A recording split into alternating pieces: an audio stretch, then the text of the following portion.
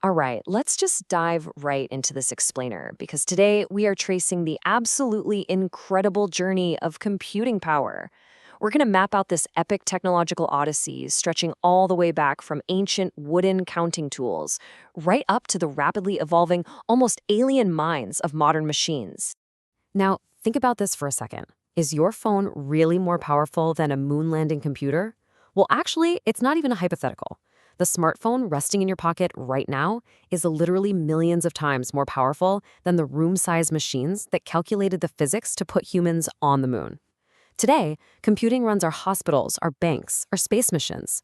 But, to truly grasp where we're heading, we really have to understand where this mind-boggling journey began. So, Section 1, the dawn of calculation, before computers. Our journey actually starts out strictly mechanical.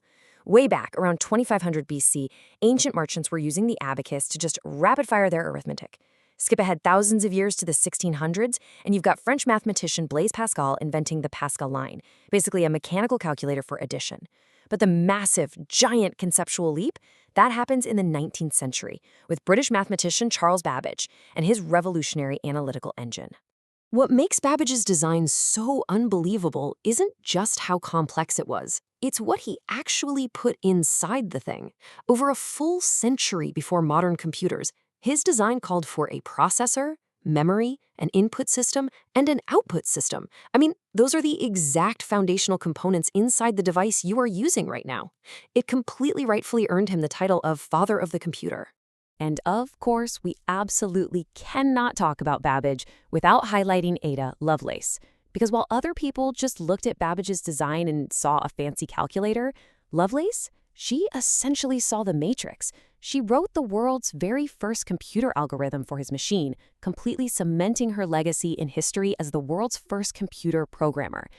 Moving on to Section 2, the electronic awakening. The World War II era.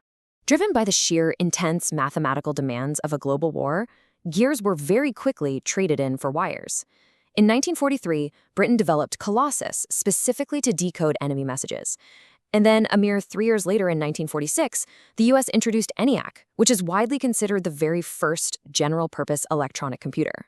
But, okay, wipe the image of a sleek little desktop out of your mind. ENIAC was a colossal beast. It weighed a staggering 30 tons. That is like a whole herd of elephants, and it occupied an entire massive room just to house all its components. Just to process information, this thing relied on 18,000 individual vacuum tubes. It consumed absolutely enormous amounts of electricity and generated this sweltering, intense heat. And yet, despite being the size of a house and using all that power, it was still painfully slow compared to the phone in your pocket today. Which brings us to Section 3, the microchip revolution. Shrinking computers. Technology ended up compressing so rapidly across 3 totally distinct generations. The first generation, which ended around 1956, was defined by those bulky, super hot vacuum tubes we just talked about. But then the second generation totally changed the game by swapping those tubes out for tiny transistors, making everything smaller, faster, and way more efficient. By the third generation in 1964, engineers actually managed to pack all those transistors into integrated circuits, making computers highly reliable and finally cheap enough to mass produce. And that perfectly set the stage for the fourth generation, which spans from 1971 all the way to today. The ultimate breakthrough here, the microprocessor. By putting the entire central processing unit, the CPU, onto a single tiny chip, computing finally became personal. This is what gave us the laptops and smartphones that allowed pioneers like Apple and Microsoft to literally reshape our entire society. And because these devices became personal, right in our homes, the internet was able to arrive and just flourish. Sending emails, shopping online, studying remotely, working from home, streaming movies. This entire global web of connectivity is only possible because the microprocessor shrank that massive computing power down to fit right onto our desks.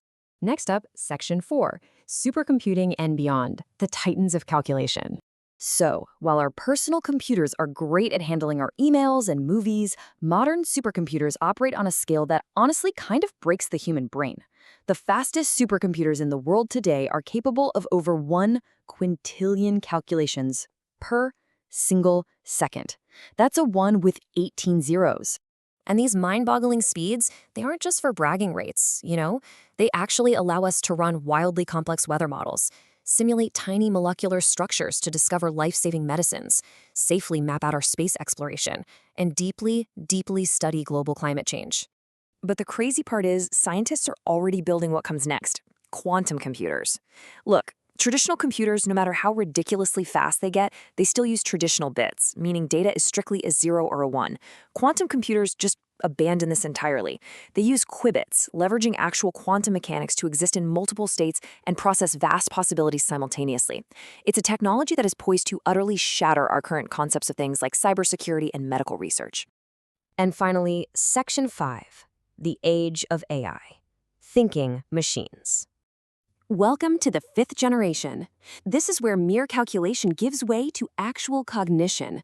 Systems utilizing machine learning can now understand natural speech, write totally cohesive articles, generate entirely new art and video from scratch, drive cars autonomously, and even assist doctors in diagnosing highly complex diseases.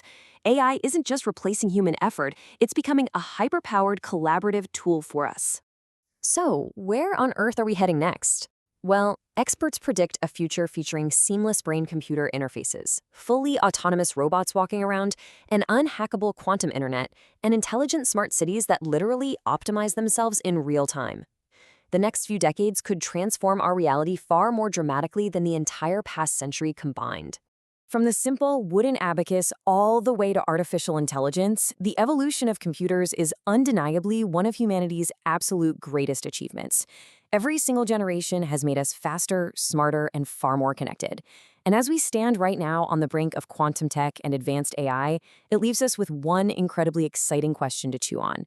What will the computer of the future actually look like? And how is it going to permanently change our lives?